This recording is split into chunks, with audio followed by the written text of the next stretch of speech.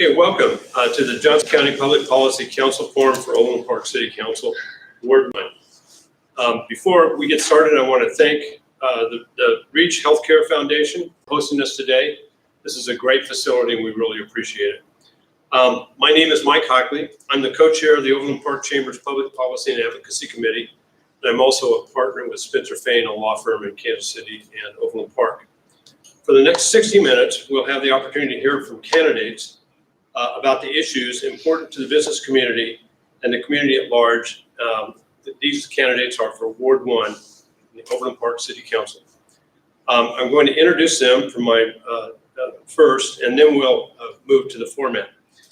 Mike Czerniewski, Logan Heley, Carol Merritt, and Ryan Spencer.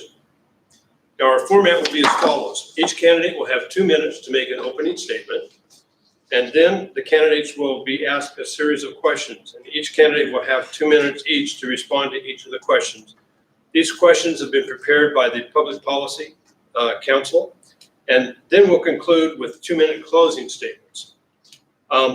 Before we start, I wanted to let people know that we had a random drawing to determine the order of start, and we will rotate who is asked each question first so that it isn't the same person each time. We're going to start with opening statements, and Carol Merritt will be the first person to make an opening statement. Hello, my name is Carol Merritt. I'm an Overland Park resident, and I am happy to run for City Council in Ward 1. And my goals for this particular city would be to make it the #1 city and the best city in the United States. And I've got plans on how to do that. And I will go into those details with you. Be glad to answer any questions and a question and answer. And my concern is basically that we as a city council stay on a budget and they hire local people, to architects and contractors and people in our city. At least 50% of most of our contracts are going out of the city into other states even, and they're going to have 25 years of no taxes. So to me, that seems a little unfair. And I have 1 minute remaining, so I want to tell you that I have great experience handling solving problems as a 14 block area in the inner city. I worked for 20 years and I revitalized it with the help of the mayor, the fire, the chief of police, the city council, and community members. So those 14 blocks are now in great shape. And I got just recently the top executive of the year by Marquee Who's Who. So I'd love to help you folks, anything I can do. Thank you, Carol. Next up is Logan Heley. Hello, I'm Logan Heley. I'm one of the current Ward 1 council members on the Overland Park City Council. I've been a Overland Park resident for 27 years now. I attended Shawnee Mission schools. Professionally outside of the council, I worked for Harvesters, the Community Food Network, as a community engagement manager, working with businesses and community organizations to help feed people in the Kansas City area. In my first term, my first 4 years, I've been glad to lead or co-lead several important initiatives for the city, including initiating the use of renewable energy for more than half of our city government's electricity, establishing live streaming of all city council meetings and putting those video recordings up online, establishing open public comment so residents can come and speak at city council meetings, expanding public transit with our microtransit program, and I have hosted more than 24 town halls for residents to come and speak with me directly. Transparency and engagement will continue to be a major focus of mine in my next 4 years. I think it's imperative that we continue to engage our community and meet them where they want to be met. I think modernizing our engagement, our ways of engaging the community using social media and digital avenues is also important, especially as we've seen with the pandemic. But I think housing affordability is probably going to be one of our community's biggest challenges going forward, and currently is. But transparency and engagement, sustainability, infrastructure, and making sure that our 60-plus-year-old city with aging infrastructure is prepared for our next 60 years. And I look forward to addressing these topics and more as we continue in the forum. I want to thank the Chamber for hosting this forum, and also for Reach Healthcare for providing the venue and the great work that Reach Healthcare Foundation does. Thank you, Logan. Next up is Ryan Spencer. Hi, my name is Ryan Spencer. I've been a longtime resident here in Overland Park and Johnson County overall. I was at Shimer's South back in 2001 with K-State, and foolishly went on to do graduate work at Northern Arizona University. And I'm doing nothing with that at all whatsoever anymore. I'm actually doing a payroll at a internet security firm out at the Spring campus in South Overland Park. Well, it used to be called Spring campus. I don't know what they're calling it anymore. But and I've had a history in hotel and restaurant management. I've done a lot of finance, AP, AR, and things like that on the backside, management, admin, you name it. I've probably done it in the hospitality and business world. I've been doing that for about 15, 20 years now. And I'm actually looking forward to moving on to the next part of my life, which is hopefully representing Ward 1 here in Overland Park. My big 4 things that I'm focusing on for my campaign, number 1 is making sure that we're focusing on safety and security for the city, making sure that our police and first responders have everything that they need, that they are fully funded and have the resources that they're asking for, making sure that they're funded no matter what's going on in the world around them as well. Also, community response and transparency. One of the big things that we're hearing from our residents as we go around and talk is about making sure that they're hearing from their elected officials, and that what they're hearing is actually being responded to and actually being listened to. Number 3 is school support and collaboration. I want to make sure that one of the big things that we all love about Overland Park, as much as it's a great city, is also that the schools provide so much potential for the people that are living here in order to continue to provide a great family and a great career here. And we want them to stay here as well after they leave the schools. And then 4th, of course, is the responsible business development, which I'm sure we'll be going into quite a bit today. Making sure that business development is tax appropriate and really benefiting the city as a whole. So thank you very much. Thank you, Logan. And last is Michael Czerniewski. That's so funny.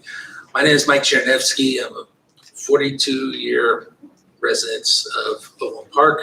Graduated Shawnee Mission West, Johnson County Community College, and University of Missouri, Kansas City, from which I got my bachelor's degree in business administration.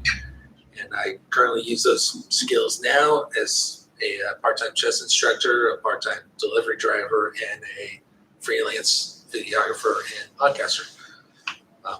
And the main reasons I'm running is we have a city council that is slow to listen to the wishes of its citizens, and I think we need to do a better job of doing that. We live in the historic parts of Overland Park, and I think our issues there are unique to what's at south, and we have other issues like affordable housing and police, and making sure police officers are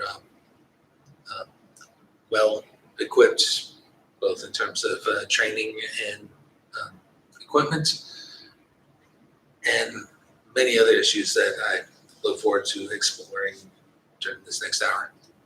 Thank you. Thank you. Okay, that concludes our opening statements. Then we'll go through a series of questions. And the first question will be to Logan. This question is a 3-part question, so listen closely. And if you want, I can repeat the question. A 1 mil property tax levy increase to fund the recommendation of the Mental Health Task Force has been proposed for 2022.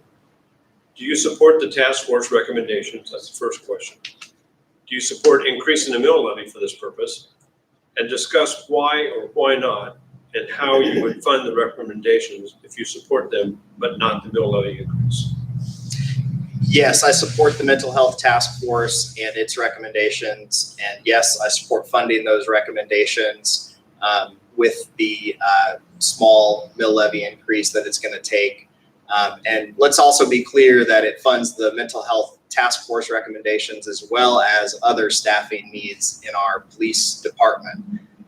So it's more than just the mental health task force. It's also IT security improvements as well that are going to be funded. So for the small increase that I think we're asking our community for, you're getting a lot of bang for your buck, in addition to the already efficient services that the city provides. The mental health task force went through an 18-month process with both community members, residents, and mental health experts, as well as our police and fire departments, to come up with what we as a city government can do to advance mental health in our community. And obviously, mental health services are something that the county and the state and the federal government probably have more jurisdiction over, but we as a city need to do what we can do to help advance those goals, because when you call 911, you're calling the city government, essentially, your police and your fire.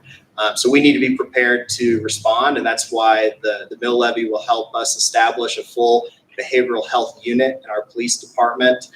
We'll be the first city that I'm aware of in our metro area to have 24/7, 365 coverage with the mental health co-responder program, which is a model used across the nation, so that a mental health professional is responding with police in situations that might need it. So I'm in full support of the mental health task force recommendations, and I hope that our state and federal government will also step up their resources in their responsibility to meeting the mental health needs of our community.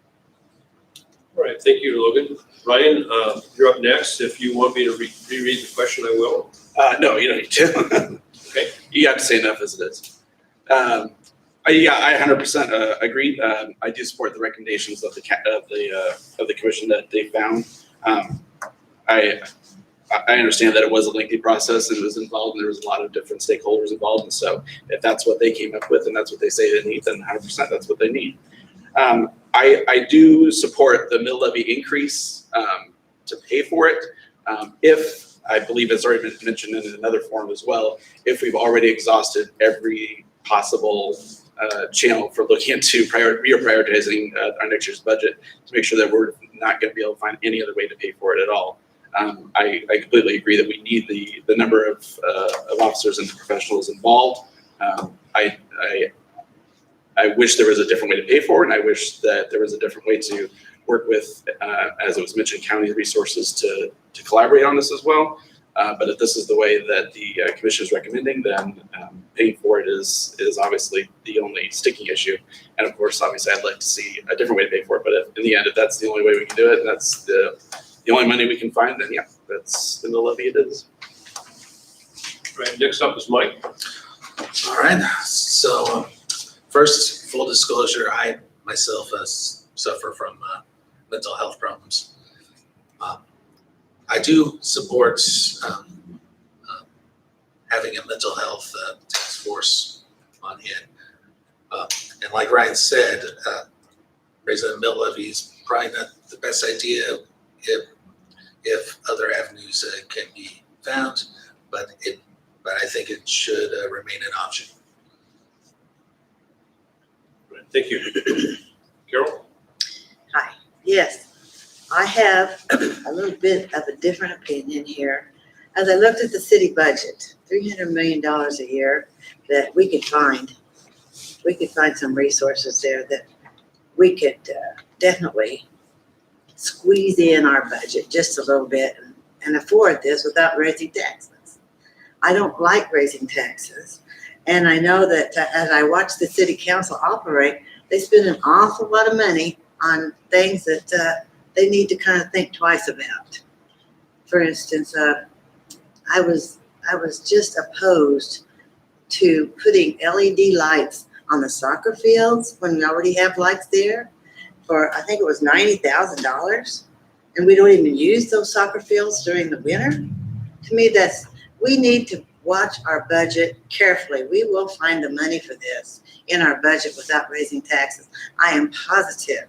We all live on a budget, and so does the city council need to find a budget for this. Is tremendously important to the mental health of our community. Thank you. All right, we'll move on to our next question, and Ryan, you will be the first person to respond to this. What changes, if any, would you like to see in the city's proposed budget for 2022?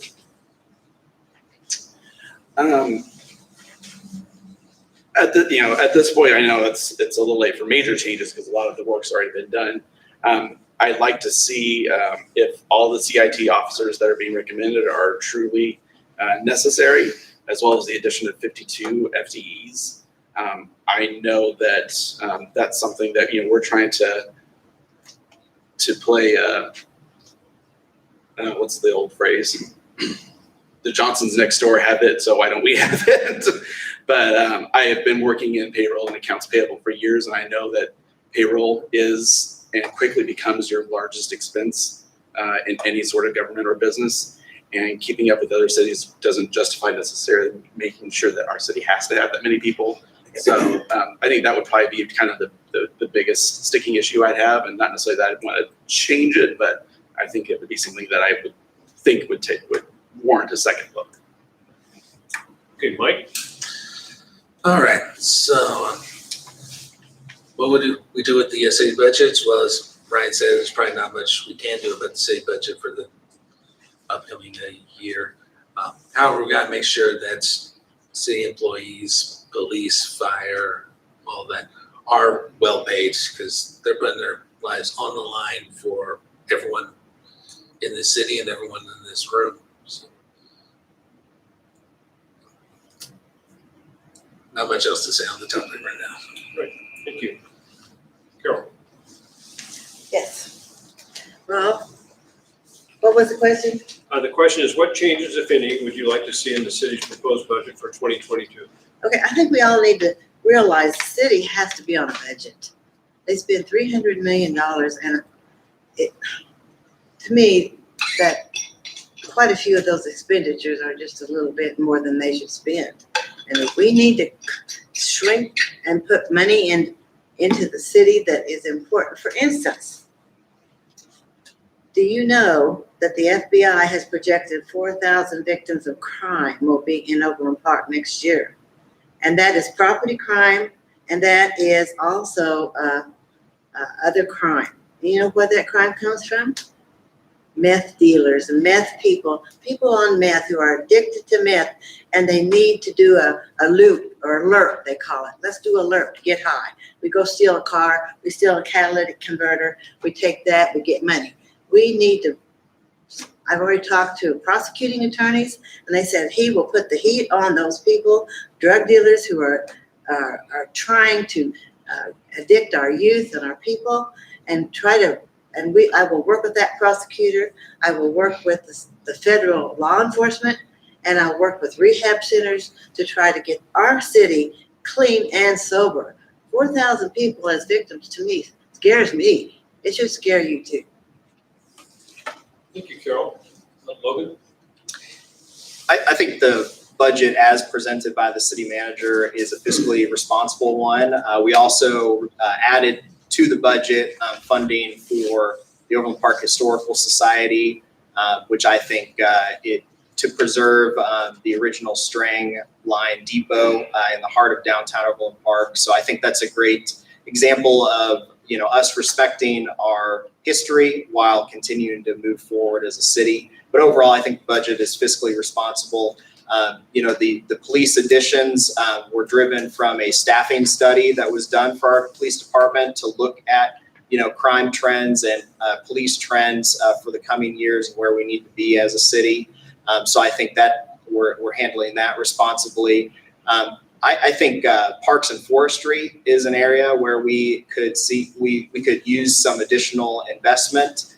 We've got some beautiful mature trees, particularly in Overland Park Ward 1, but it's tough to maintain those.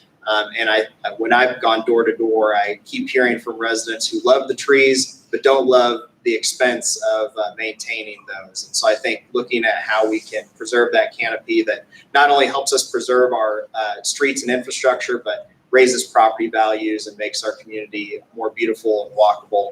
I think going forward, though, we can get more creative on how we engage the public with our budget process. Some cities have sort of gamified the budget process, so you as a resident within the constraints of tax revenues can see where your priorities lie on funding, and you might run out of money quicker than you think.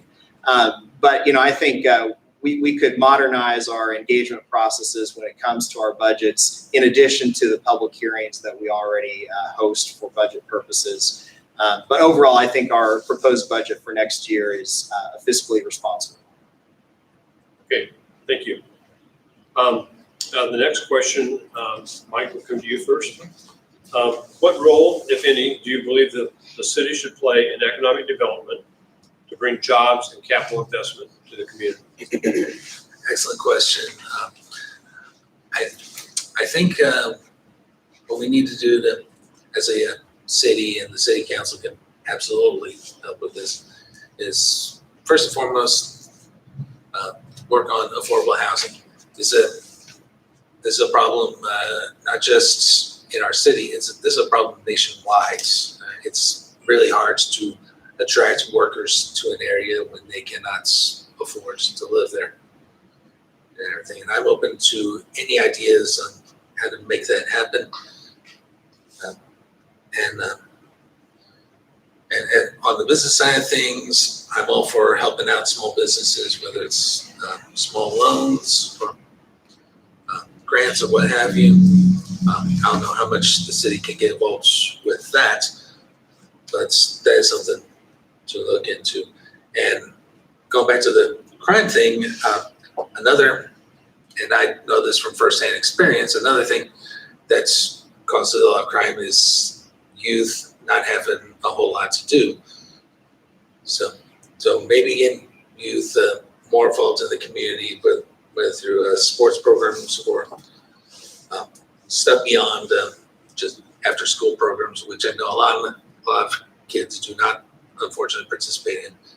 Just give these kids something to do, and you'll see crime start to go down quite a bit.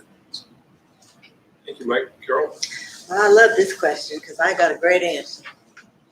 All right, we need to look at our own architects, our own businesses, and especially DBEs. Now, if you don't know what a DBE is, don't feel bad. I did some research.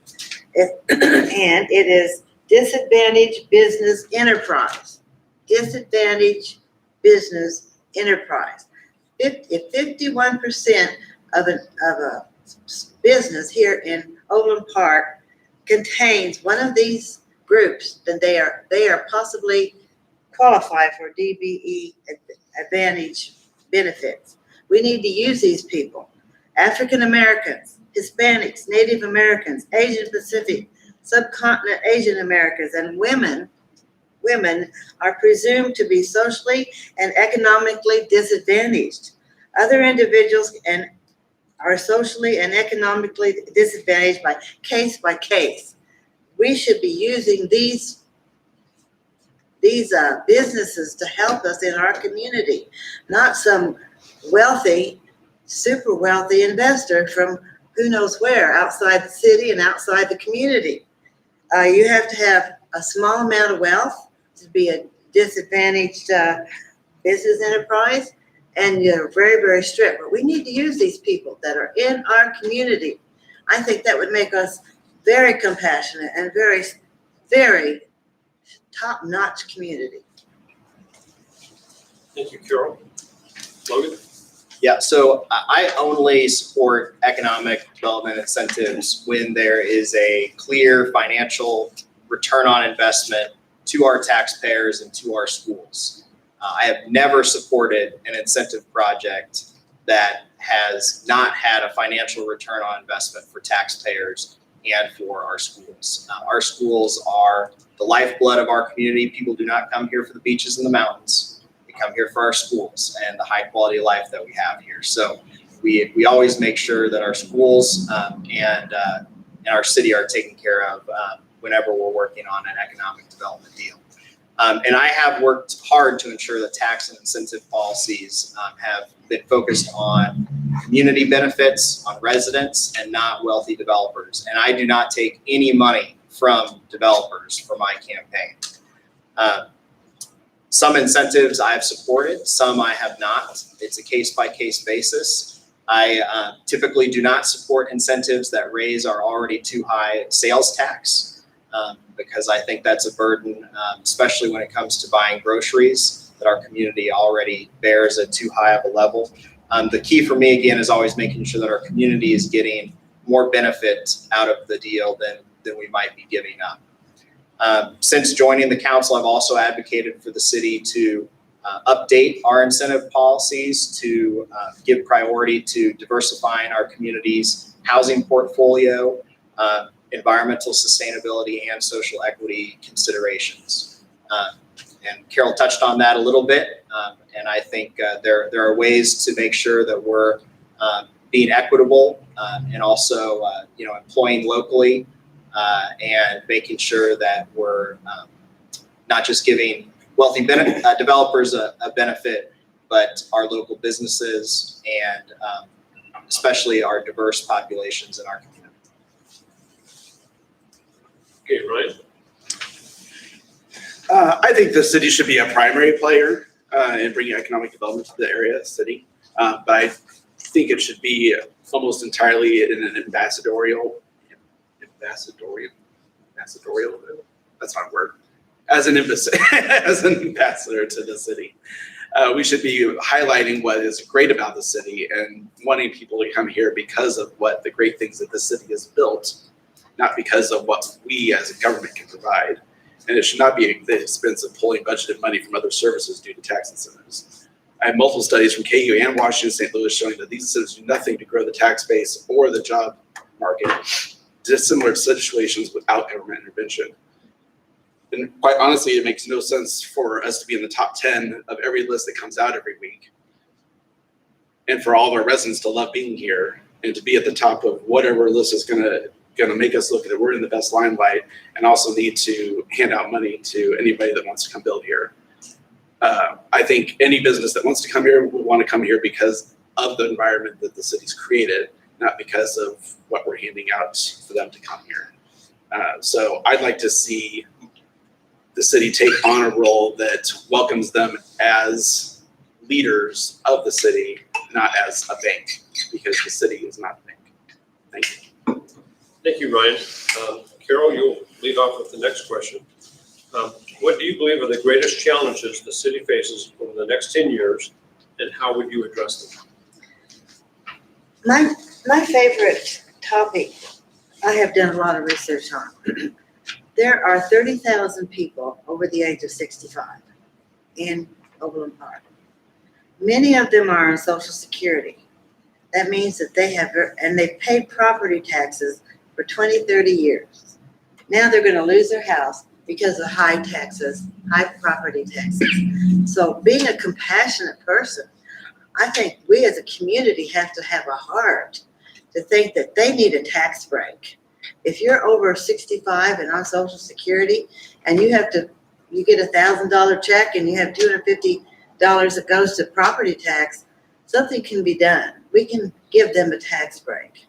That really concerns and breaks my heart. That I've heard this from many people, that this is going on. Thank you, Carol. Logan? I would say that our biggest challenges would be housing affordability, infrastructure, public health and safety, and also climate change. With housing affordability, that is not just young first-time home buyers like myself as of a few months ago, but it's also folks who have lived here for decades. It's challenging for young people to find a single-family home in our community. I am not sure that we really have starter homes available in Overland Park anymore, which used to be our bread and butter. So the countywide housing study came out earlier this year. There's a number of great recommendations in there, and I think the city should take a leadership role in implementing those. And if the voters give me 4 more years, that's definitely where I'm going to be focusing a good amount of my time. Infrastructure, we are currently undertaking an infrastructure program assessment in consultation with Black and Beach. We've got aging infrastructure. We've got over 2,000 lane miles of streets in our city. We're only reconstructing 3 or 4 every year, and we've got a backlog of a couple hundred lane miles. So what do we need to do over the next 10 years to prepare us for the next 60 years in terms of infrastructure for our city? Public health and safety, clearly, as we've seen over the last year, whether we like it or not, our city has a significant role to play in public health and safety.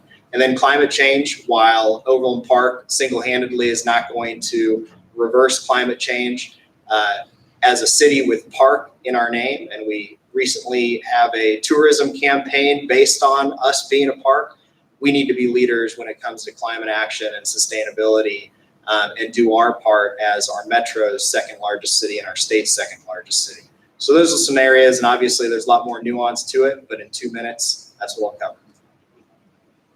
Great, thank you. Ryan? Can you repeat the question? I'm sorry. Yes. What do you believe are the greatest challenges the city faces over the next 10 years, and how would you address them?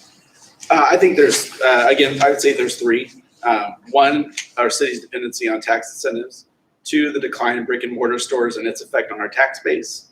And 3, what I've seen I've seen and heard as a decline in responsiveness and transparency regarding council meetings.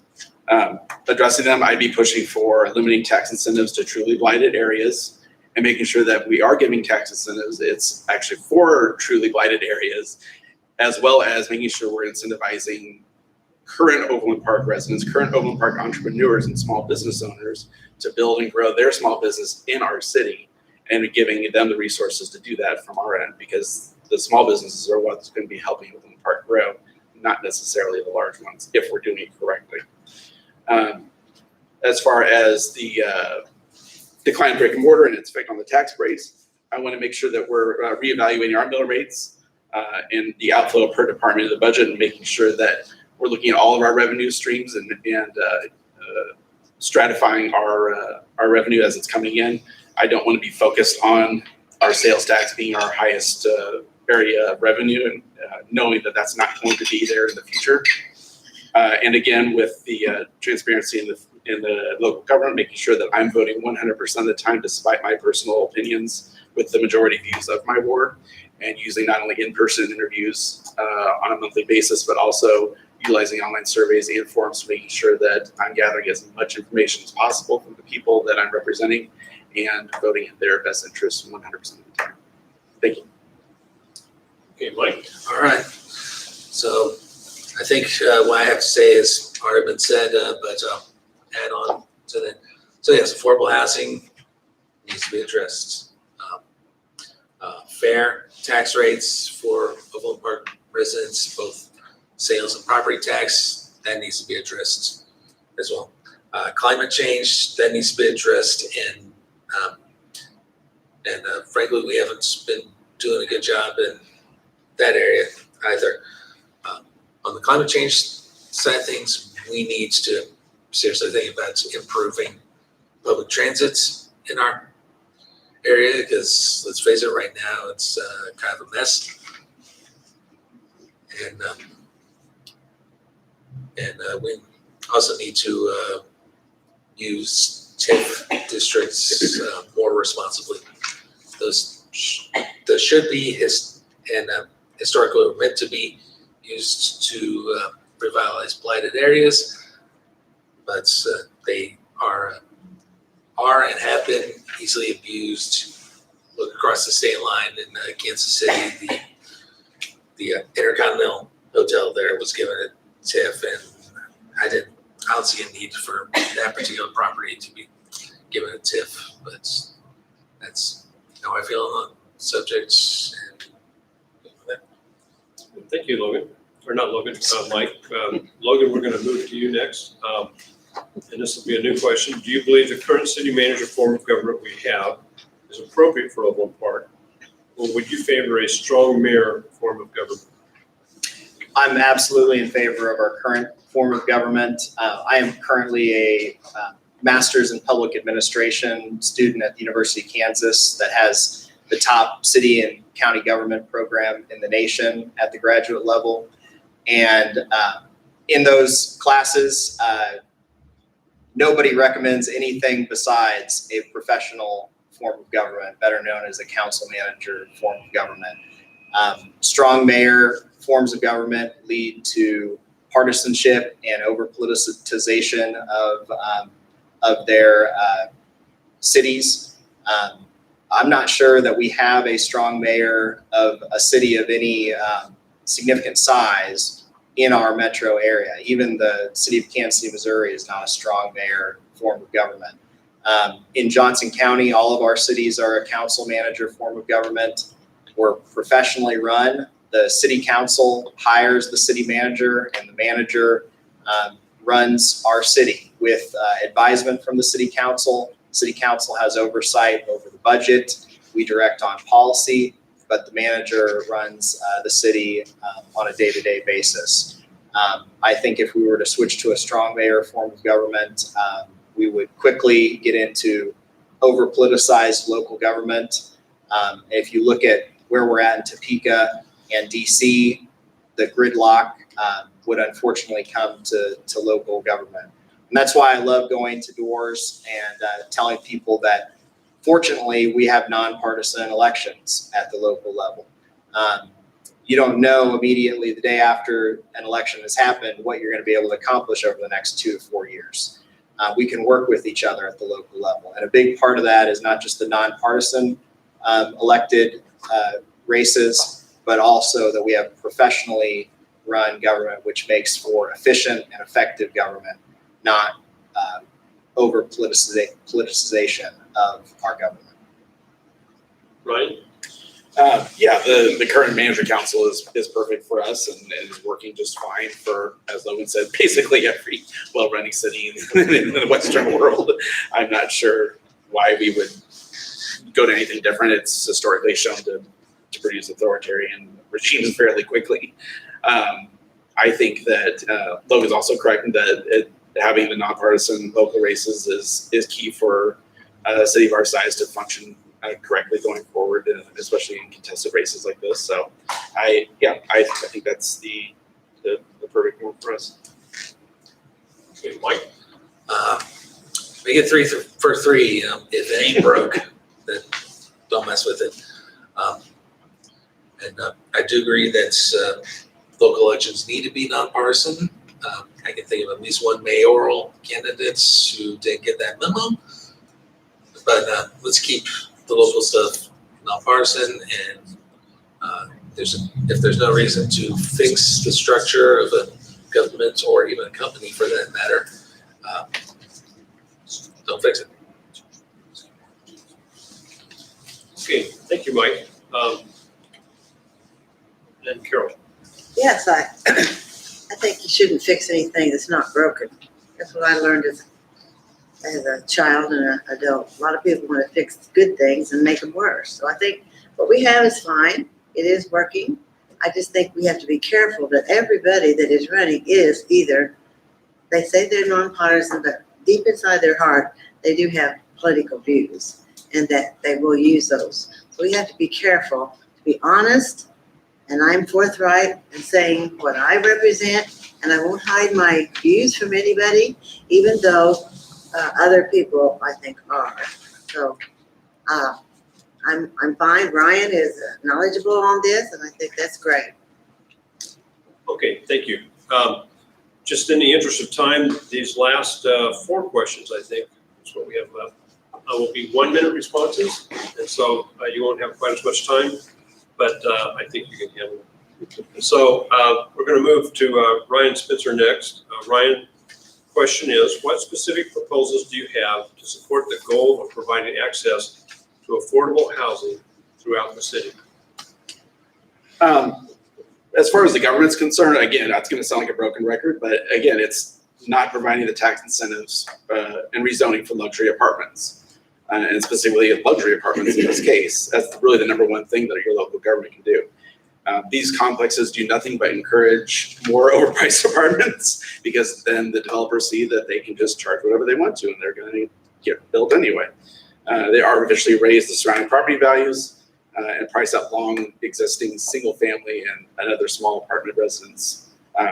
If we're providing any sort of incentives that should be developed at market or below market apartment complexes, encouraging more single family home development and townhome living, such as the Oxford apartments by my house on 80th Street, which are beautiful and blend into the environment perfectly. Thank you. Thank you, Mike. So I would tell developers, yeah, you can build apartments here. Just make sure they're affordable apartments. We don't need any more luxury apartments in this town. And same goes with houses. Make them affordable. All right. And right next to my house, the house was just recently finished and sold for $500,000. So about $500,000. No first-time home buyer is going to be able to pay for a house like that. So we need to keep that in mind as well if we continue the path of building new homes and new apartments. Thank you, Mike. Carol? Yes, I've been an educator for 30 years, mostly 6th, 7th, and 8th graders, but I've also been a real estate agent here in the city, in both Missouri and Kansas. And I'm going to tell you right now, I know this 65% of Overland Park people own a home. That's terrible. What, the rest are renters. Why? Because they can't afford the high prices of homes. Now, as a real estate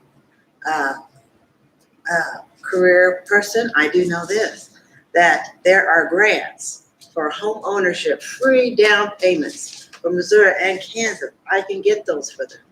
I can also, you don't have to have a high score. You can even make $250,000 and still get a grant, which seems kind of strange, but that's the way the lenders put it up.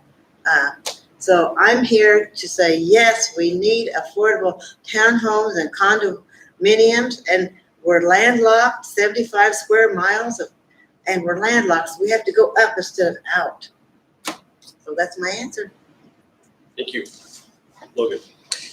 Earlier, I mentioned the countywide housing study that came out earlier this year. There's a lot of great recommendations in there that I think we need to work on implementing and be a leader on as a city. I think one of the main areas where the city can take action is making it easier to allow people to build and encourage the building of the missing middle housing products. Those are townhomes, doing triplexes. I live in a duplex right next to single family homes. We all get along. Co-housing and accessory dwelling units. So I think that's one major way where the city can take action. And we're not going to solve this overnight. It's going to take extended not only political will but community support. So we'll need everybody to be part of the housing affordability solution. Throughout our history, if you look back, we've always been about 60-40 or 65-35 in terms of buyers and renters. I think there's solutions on both ends of that equation. And we need to take a look at that housing study and the recommendations and go full throttle on how we as a city can partner in implementing those. Thank you. Mike, we'll move to actually, this is going to be the last question. We're getting a little short on time. And you'll lead off. Since its founding in 1960, Overland Park leaders have had a long history of visionary planning. What do you believe the city should do today to ensure the city's prosperity for the next 60 years? Short answer, find that balance between preserving the history, which Ward 1 is full of, and building towards progress. Build on your strengths and not expand any more than absolutely necessary, because I think that is a problem with the city. We keep pushing too far south and everything, and ultimately it's going to get to the points where we're merging with Lewisburg, and that's been on the ridiculous side. So just keep doing what we're doing, but look big picture and long term. how our choices affect our city. Carol? Oh, I have something interesting to tell you folks. If you don't know what the current population is of Overland Park, it's over 201,000. The prediction for the next 50, 60 years is that this area will be 1.5 million people living here. I said 1.5 million. We have got to look at a vision for that particular problem. There's got to be more of everything. We can't go out, we're gonna have to go up, we're gonna have to do specific planning to think over 1.5 million people crammed together in 75 square miles. That is going to be a huge problem. We have to attack, we have to solve, and I believe there's a solution for every problem out there. I have found that in my lifetime. Thank you, Carol. Logan? I think we have the playbook already established with the community-wide vision process that we went through a couple years ago with Forward OP. And we have a nonprofit entity that is working on implementing the Forward OP vision. So I think we have our playbook. We just need to dedicate more resource and get a little bit more serious on implementing that vision that our community gave us for the next 20 or 30 years of our city. Also, we are about to embark in a update to our comprehensive plan, which is how not only land use operates in our city, but can go a lot further in terms of what our vision for the future of our city is. And that's going to be a huge community process that we're going to go through over the next couple years. And I think planning is essential in terms of making sure that we're prepared for our future. So I have fully supported that update to our comprehensive plan, and we'll be doing everything I can to make sure that our entire community is engaged in that process. All right, thank you. Ryan? A few different things. I think we need to start looking at our fiscal feasibility going forward, making sure that we're refilling the general fund. It's concerning me that the projected numbers show there's a 20% loss for the next 4 years. We're going to want that money later, I guarantee you. We also need to be reevaluating, as I said earlier, the revenue streams that we're having coming in, assuming that we're going to be moving away from brick and mortar and to online sales and seeing how our revenue streams are coming in from our tax base. I also think that, as it's been kind of mentioned before, that we need to be looking at creative ways to reuse areas, especially in wards 1 and 2, that may have been fallen into disrepair or been abandoned, and making sure that we're reusing those before sprawling outward and before we start tearing down golf courses and green space, and instead use current buildings that are already there for new and more ingenious purposes. Right, thank you. Okay, that's the conclusion of our questions. Now we're going to move to the closing statements, and these will be 2 minutes, and we'll start with Carol. Okay, thank you for letting me speak. I appreciate it. I do have a lot of hands-on work that I have accomplished in Square Park, 1 block east of Troost, from Troost to Paseo, 39th to Armour. When I moved there, it was full of crime, vacant houses, and unhappy people. I lived there by myself for 20 years, and my heart went out to those people and to the community. So everything I did as a person living by herself can do something, I can do it here in Overland Park. I was on the front page of the Kansas City Star 2 times for what I did for that community. And I didn't, there were so many vacant houses that I got developers, people who would buy those houses and fix them up. And now that community is, those houses are 3 and 4 and 5 times what they were paid for when I was there. I lived there 20 years, but I sold my house, and that's why I left. All right, thank you. Logan? I want to thank the Overland Park Chamber of Commerce for putting on this forum, and to the Reach Healthcare Foundation for hosting us here in Ward 1. And I'm glad that they are Ward 1 residents, so to speak, as of a couple years ago, because of this wonderful building that we were able to get built here in downtown Overland Park. My name is Logan Heley. I'm running for 4 more years to the Overland Park City Council to represent the community that I have lived in for nearly my entire life. At one point, I had 3 generations of my family living here in Ward 1, but I'm glad to have my parents, my brother, and my sister-in-law, and my new niece living in Ward 1.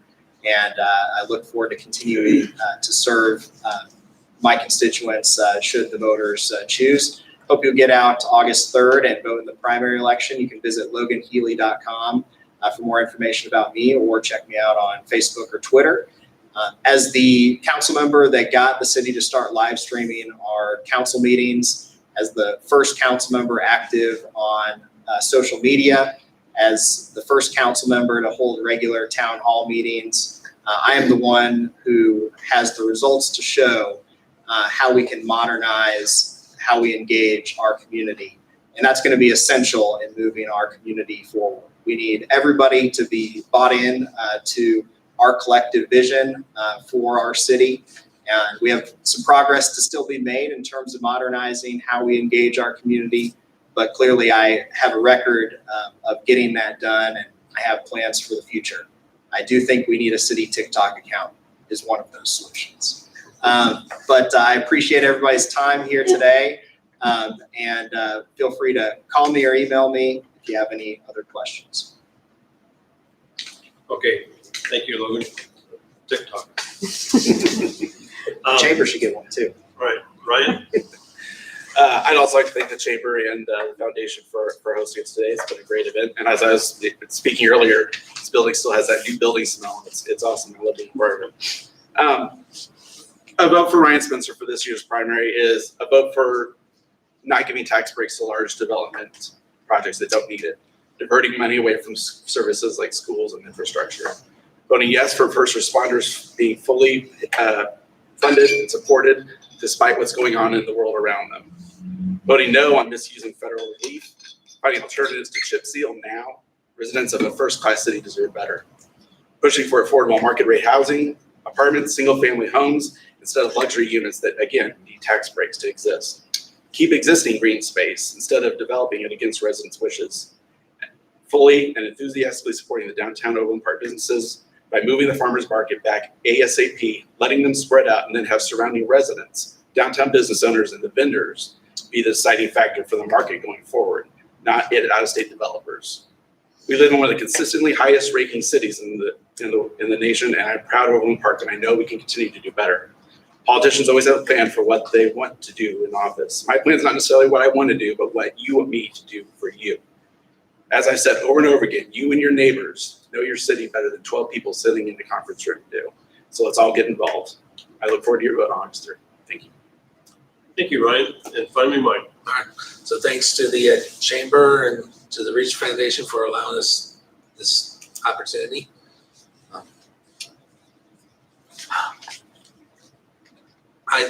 I think the council needs to do a better job at listening to its residents.